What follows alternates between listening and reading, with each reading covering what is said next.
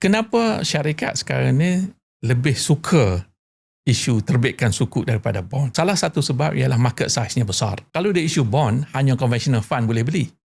Tapi kalau dia isu sukuk, dua-dua boleh beli. Maknanya your market size tu lebih besar. Kalau bond kita syarikat nak duit saja, dia just kata okey saya nak 100 juta, saya isu surat hutang 100 juta, itu dia panggil bond.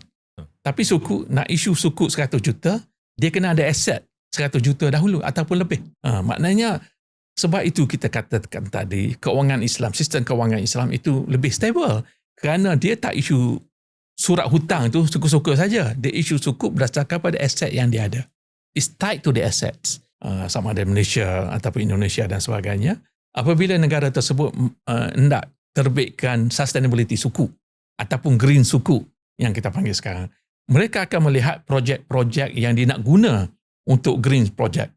Contoh, kerajaan Malaysia nak buat LRT lah kita kata, menggunakan elektrik.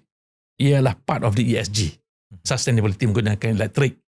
So contohnya kalau projek itu kita katalah 500 juta. Pertama kita lihat adakah aset yang ada untuk 500 juta tu.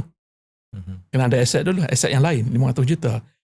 Itu pertama. Kedua kita kena lihat tujuan kegunaan aset tersebut, guna sukuk tersebut. Tujuan tu mesti syariah compliant. Kalau tujuan yang tak syariah compliant tak boleh isu sukuk. Kalau kita kata green sukuk, tujuannya adalah untuk green project. Dia very specific. Jadi sebab itu tidak boleh suka-suka isu sukuk.